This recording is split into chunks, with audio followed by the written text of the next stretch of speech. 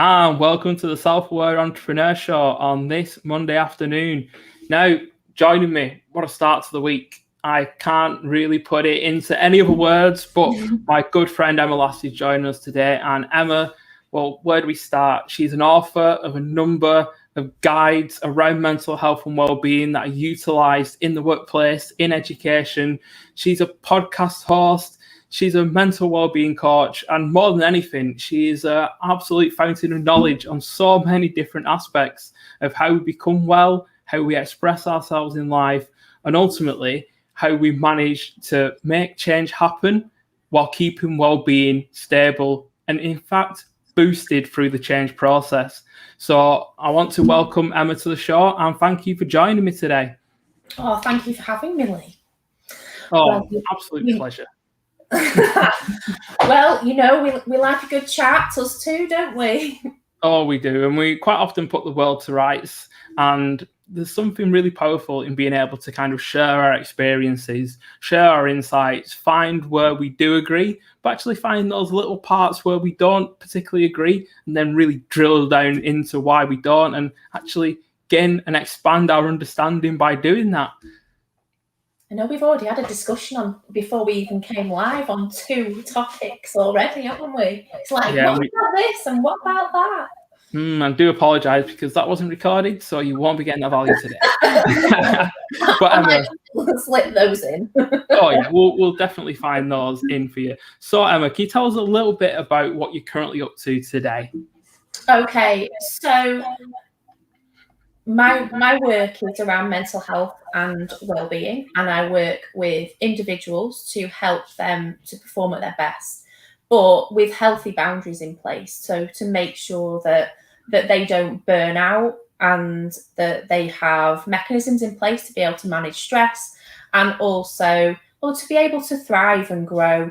Really, those are the main things that I focus on, and I do that very much on an individual basis. With a number of like entrepreneurs, solopreneurs, but also the key trait around the people that I work with, and that's within businesses as well and workplaces, is helping high performers and high achievers to stay high performing, because we become sometimes so passionate about what we do. And this is something that obviously I've had to learn the hard way, and I still have to keep a real check on with myself, because even though we work in well-being, you know, we are human too, and yeah, it's just really about helping people to not get to a point where they're burnt out, and so that they can really kind of, you know, live life to the full, and not from the perspective that it means that, you know, we can have it all, but it's choosing priorities within our have it all rather than thinking we have to do it all. Yeah. And you know what, we've spoken about these previously, and previous guests have dipped into it as well. But from an organizational perspective, and when it comes to the mental health arena, we're so often focused on those who are struggling, those who are facing challenges, and high performers, overachievers, you know, the competitive ones, the type A personalities, the ones who get the results, get the outcomes, make it happen, generally ignored from a mental well-being perspective because they're just doing it. And they'll self-manage and they'll self-coach and they'll just get through it. When actually, you know, those are the people who are constantly bouncing off that burnout ceiling, trying to, you know, keep that level of performance. And quite often the support's not there for them. And this is something that I'm really passionate about, and as you probably can tell.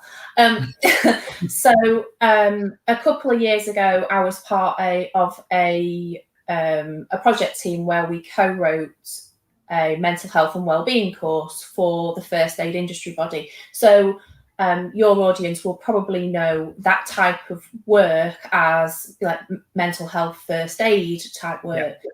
Now, when I was asked to be involved in that project, that I said I would be, but it was only on one condition, and that was that it involved well-being. Yeah. Because, you know, your mental health action planning, which in essence is what mental health first aid is, and raising awareness and all the stigma, you know, starting to kind of look into the stigma and all the rest of it, all that is great. But what we're dealing with is we're learning how to learn about the illnesses in essence. Yeah. And we're trying to work out actually what do we do with the 5 to 10% of the working population that might be in crisis. And actually a huge part and the most important part is for the 85 to 90% of the population that we need to do work on well-being with. And we need to try and help them to develop the life skills to be able to thrive. And that doesn't mean, when I say thrive, I mean people are often thriving, and you, like you say, you've got those high performers, but sometimes with high performers, things happen, things that are out of our control. And sometimes it can, even for high performers, it can get too much. Yeah, and that again is a great preface to the fact that, you know, all employees deserve support in different levels, really. Support that's tailored to where they're currently at, but also the space to be able to seek and support that. And again, the ability to actually say, look, someone is here for me that will listen to where I'm at and not make those prejudgments just because, you know, I appear to have everything under control because I'm continuing to perform. And obviously for yourself, Emma, on your own journey, you were in many ways the swashbuckling career woman, mother, and you were, you know, effectively having it all, you know, changing teams, you know, transitioning organizations, and you were, you know, taking your skill set and making things happen on a daily basis.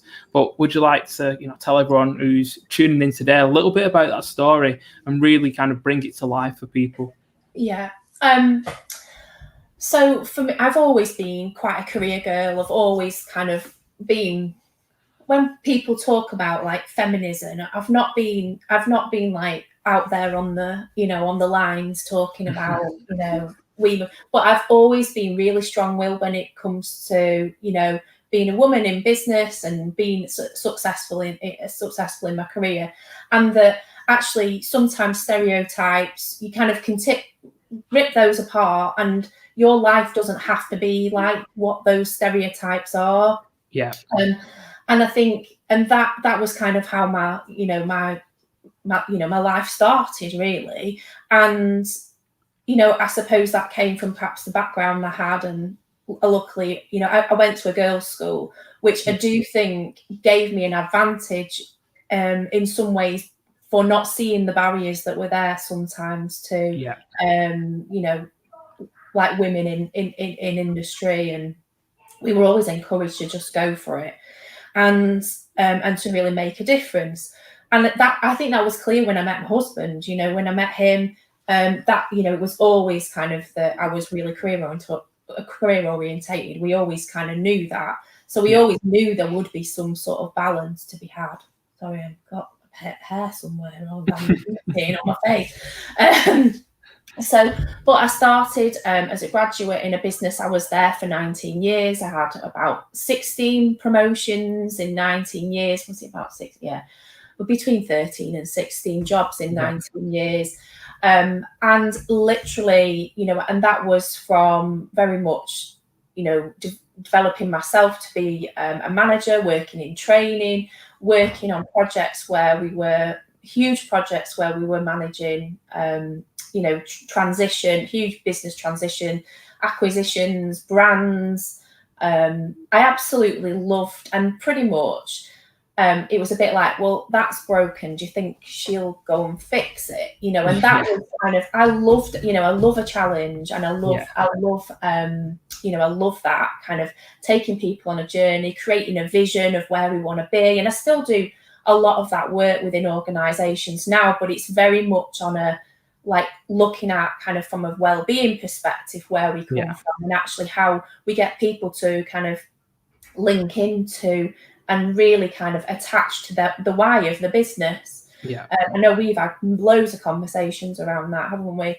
But juggling, so, you know, being a senior leader in, you know, in a huge corporate, and having 3 children. So we were only ever going to have one, but we got twins, and then we had a surprise. So we had, at one point, we had 3 under 3. I wouldn't change that for the world, by the way. You know, but it wasn't easy juggling all that and being this career girl. And I had loads of support from my husband. You know, he was brilliant. You know, and there were times when he worked full time, and when the twins were born, I went down to a bit of part time, and then he went part time when I needed to accelerate my career. So there was always, you know, flexibility between the two of us to kind of make that work.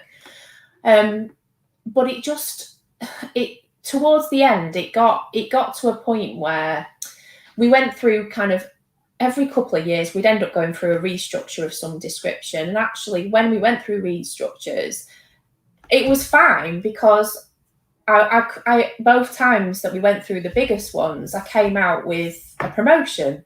Yeah. Well, there was kind of never a doubt that I wouldn't be okay, but it was just because I was, you know, a high performer, high achiever, highly committed. You know, I probably sometimes put the business before my family, which, you know, I regret. And I sometimes potentially, I did put the business before myself, which is where I got to. And with the final restructure that happened, I ended up kind of sat there not wanting to be there, which was really not like me at all. And I think I could see it coming for about 6 months leading up to it. I just had that feeling, and a lot of the people within the team that I was working within, we all knew that was like, you were working in an environment where you felt the rug was going to be pulled from under you at any point. Yeah. So that is, you know, you're starting to create those sorts of, you know, the stress is building up over time. And what the dangers around that is because they're sometimes so subtle that you don't spot it. And that's what happened with me, is that I did know that I wasn't happy. I did know that I wasn't stressed. I was stressed, but I didn't know potentially how much on the verge of burnout I was really. And also a lot of my reactions to things were, I would see the negative in the situation, rather than seeing it as, oh, look at, you know, how, if we made that change, what would that look like? And actually, for a long time, probably for about 8 years prior to that, I thrived on change. You know, I thrived on it. I loved it. And then I just sat there in a meeting one day, and our MD at the time was like, right, how do we get more passion into our people? And I just sat there and I just thought, perhaps not to be so robotic. So this is the work that I do is around trying to get business leaders to see that sometimes taking more of a human approach to things, and actually starting building strong foundations in your business.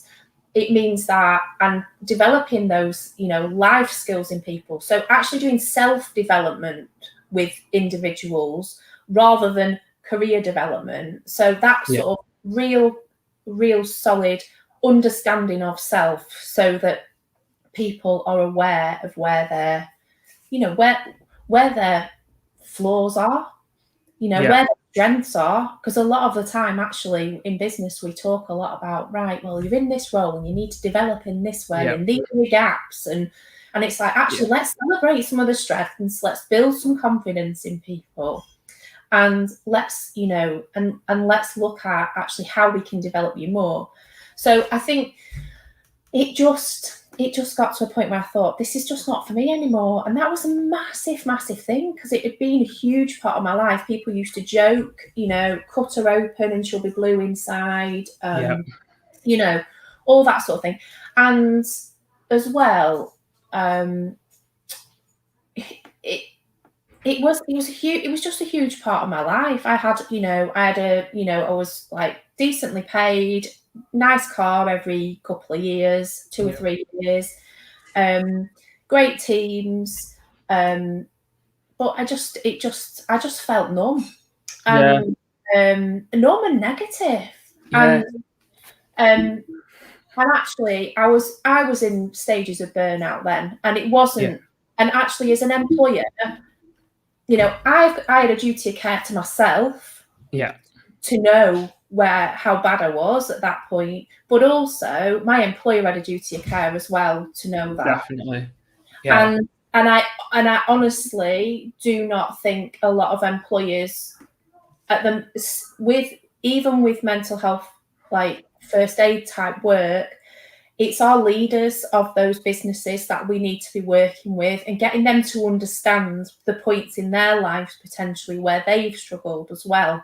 Yeah. And really kind of trying to understand what some of those key indicators of stress and also of burnout are, because there are a number of stages, and actually the earlier you kind of get burnout down, the earlier you realize that that's what's happening, the better it is, because the further you get down that route, the harder it is to come back from. Well, yeah, and exactly, and your story there just kind of really highlights that point where you've been in that organization, you've effectively smashed through glass ceilings, you've continued to be promoted, you continue to excel, and yet you suddenly hit a point where you didn't feel psychologically safe anymore. Mm-hmm. And the really prevalent aspects of burnout in high performers, which is when they suddenly go from being able to change anything and do anything to a place of cynicism.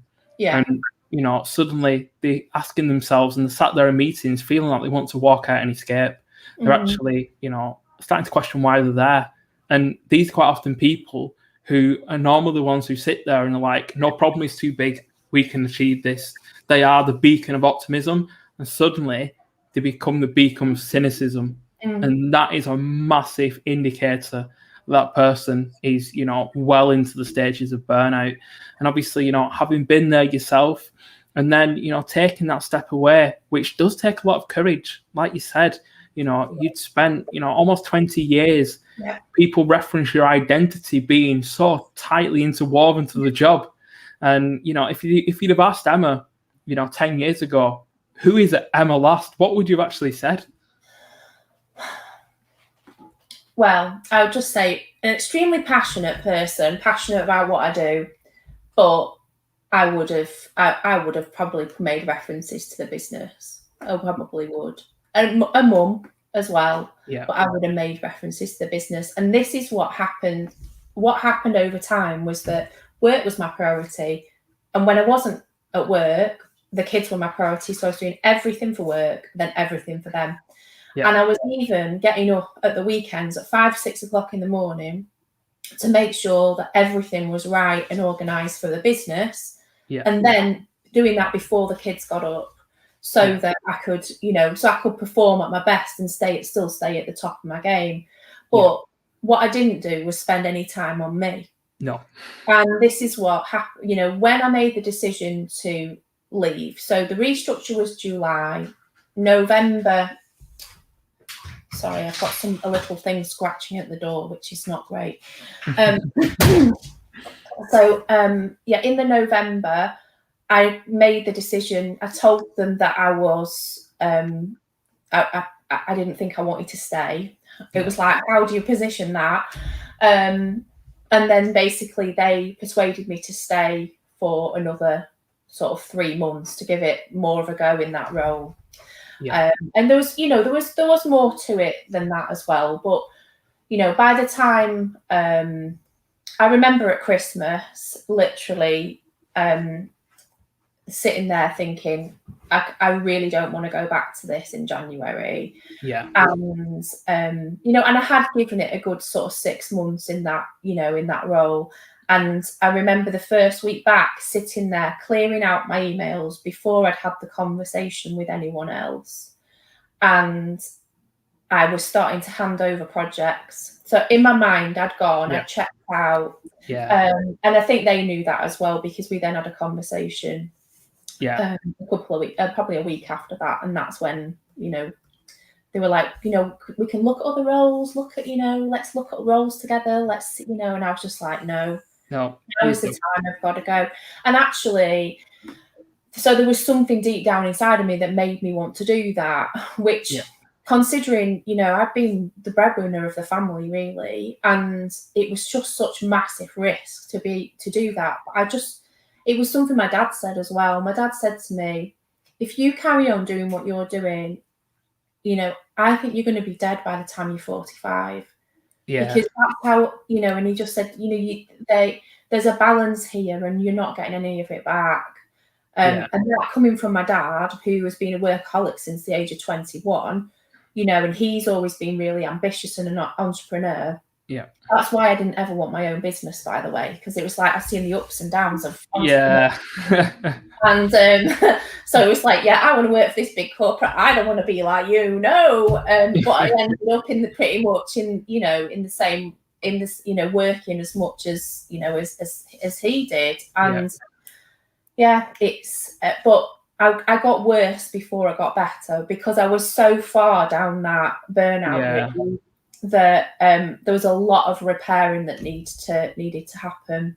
Yeah, and I can imagine. It's just because, again, you've been spinning at such velocity for so long. Yeah. When you suddenly try to, you know, stop that cog, the resistance, it literally starts to tear you apart before it stops. And obviously that recovery period is massive. There's just quickly something I want to dip into, in that recently trust within an organization has become absolutely massive, both in terms of well-being, psychological safety, but more than anything, the employee experience. Trust is probably going to be the number one factor in the next 10 years. I mean, at what point did you lose trust in the organization, if you reflect back? Okay, so there was a number of things that happened, but it was actions within the organization that happened. So we this was prior to the restructure, and I can't quite remember when that was, maybe a couple of months before that restructure, which was like June, July time, so perhaps April time. Whenever we did any kind of big events, or we brought all managers together and things like that, we would always generally always be quite involved. Our MD, the previous MD, had made a decision to go in the November, December time. And so we got a new kind of MD over, who I knew and who I thought a lot of, and who I shared, you know, a number of improvements that I thought we could make, or ways that we could, you know, that we could move forward. And I suppose the turning point for me was when we turned up at that event, and we were normally involved in the organisation of that event, or we would have a briefing before. And then it was just like, oh, you're all going off to a different room and you're doing this different to everybody else. So we weren't involved with our teams. And it was all positioned as it was like coaching and training, but it just felt really, really underhand. And I just thought, and that's when we literally were all kind of, we all felt, you know, and I was really lucky, you know, I should have felt very differently by the time the restructure happened. I should have felt differently because, you know, I was only, was I one of 3 people at my level that actually kept their jobs? You know, from the existing original business, because they pulled 2 business lines together, you see. So it was, everybody else was either demoted or gone. But I should have felt grateful, but I didn't.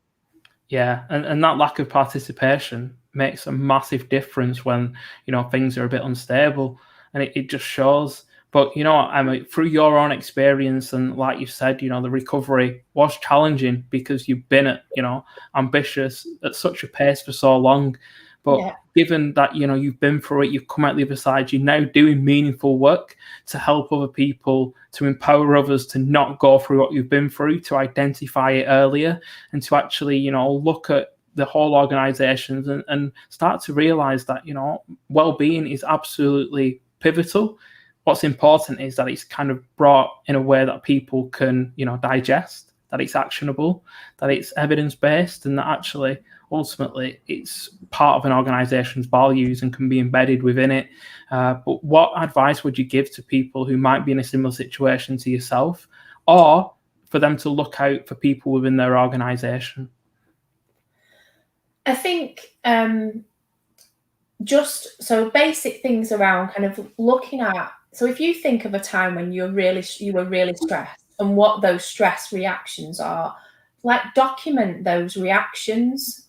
And then when you see yourself start being like that, and that might be that, you shout at the kids, or it might be actually you don't want to stop your work and you don't want to take a break and you don't want to go for a walk, because the walking bit is something that helps you to relax. Because I wasn't in a position where it was like, if I stop, and it's those questions, asking yourself some questions around, if I stop, what will happen?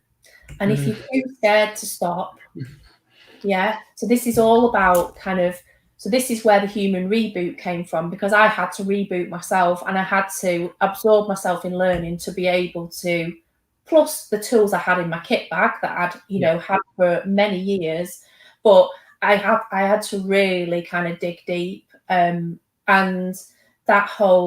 the reboot part was pausing, stopping. I was really good at pausing, stopping, and reviewing and planning strategy in the business. But what about myself? Did I review and plan strategy for myself? And that's something, and this is something that, people who are high achievers, people who are, leaders in positions of, of authority, that they perhaps need, they need to ask those questions of themselves as well. And if I paused, what would happen? And that within the reboot, because it's now a program that I do, but within the reboot, it's one of the first things we do is actually learning to pause. Yeah, it's massive, isn't it? Because that pause gives you both the self-awareness to assess where you're currently at and a gap to choose an empowered response to move forward. Yeah. And obviously, a massive part of this show is how can we become more self-aware? And that pause, that space, that, again, speed in business is a force. Quite often we need to make dynamic decisions quite quickly. Yeah. But the ability to pause and review, interestingly, from a strategic perspective, we do it all the time. Do we use that ourselves? Not often. And the beauty is that, speaking to business leaders, those same strategic skills that you use on a regular basis are incredibly powerful when you use them on yourself. In fact, do an energy balance sheet. Look at your own profit and loss and actually start to realize that all these things that we use in business as entrepreneurs, as business owners, as leaders, are also tools we can use to assess, to manage, and to ultimately to recharge ourselves. And, it's absolutely great to hear that you're bringing that forth, Emma. So can you tell us a little bit more about the Human Reboot and about the work that you've been doing recently? Yeah. I've just recently launched a podcast as well. So that is all about helping. So it's called Human Reboot, and that is all about helping people really to learn off others who've overcome adversity. A key thing we talk about is, so tell me about how you switch off to switch on, which is a huge thing. We talk about reboot stories, so how they've overcome adversity and navigate challenge and change. And then the other thing is the other area that we really talk is about flourishing. So it's about, what's your personal flourishing formula for living? And that's really, there's loads of conversations that go on in between, but those are sort of three different angles we kind of take it at.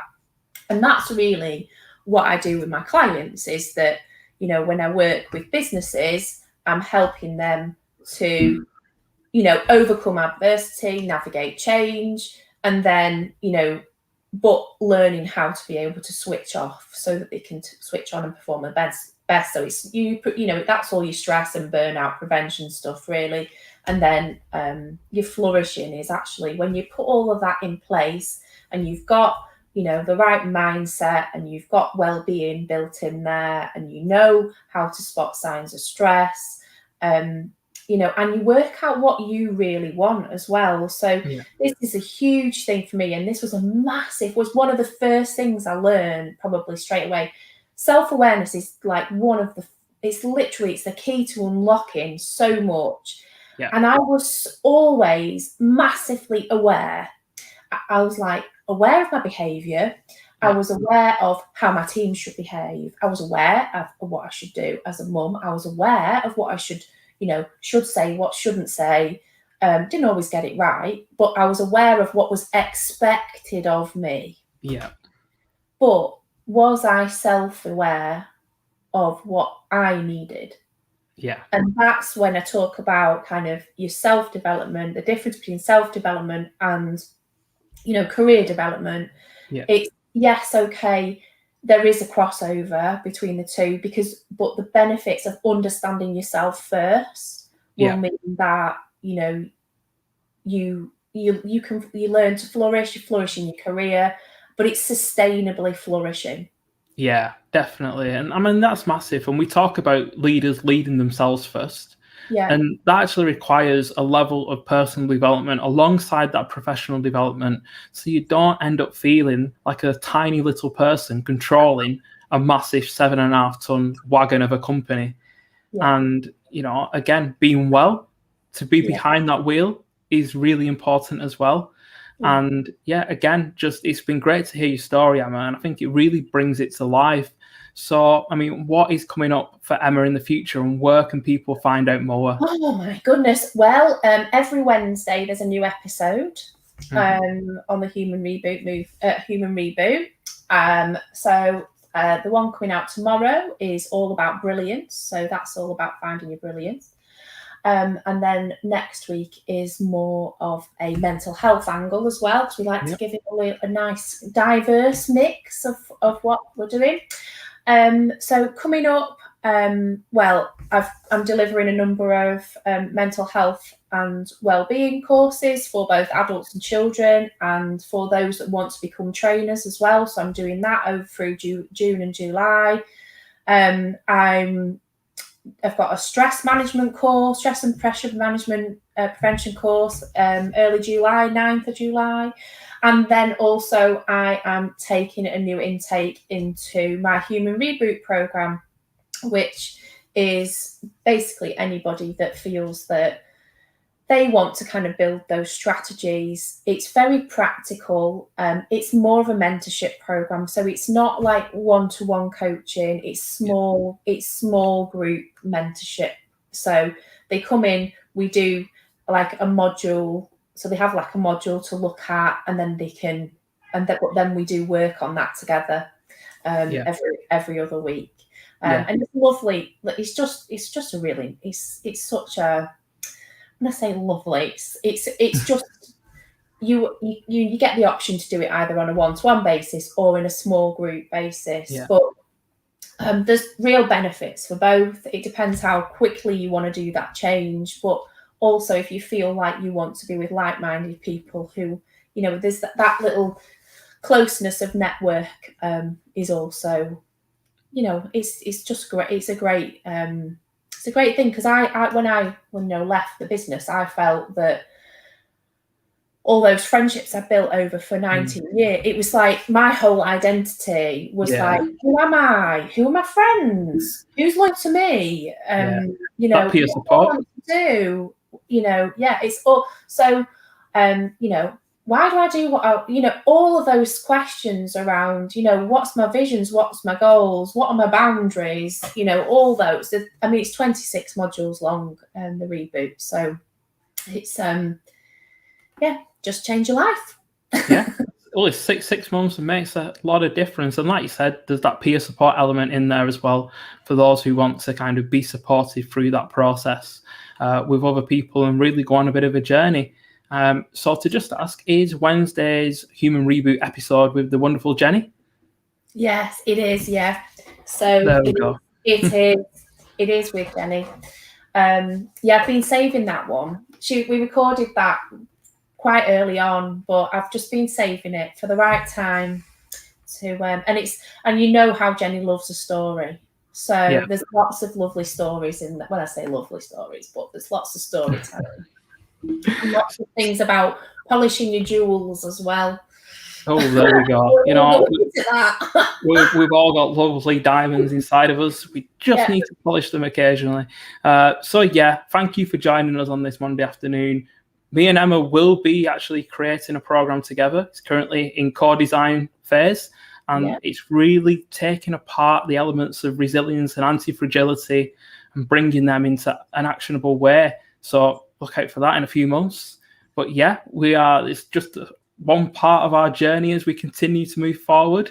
And again, thank you, Emma, for joining me on the Self-Aware Entrepreneur Show. And we'll be back on Wednesday with another amazing guest. So tune in at 12:30 on Hump Day for your dose of self-aware story, action, and insight. And once again, Emma, thank you for joining me. Oh, thanks, Lee.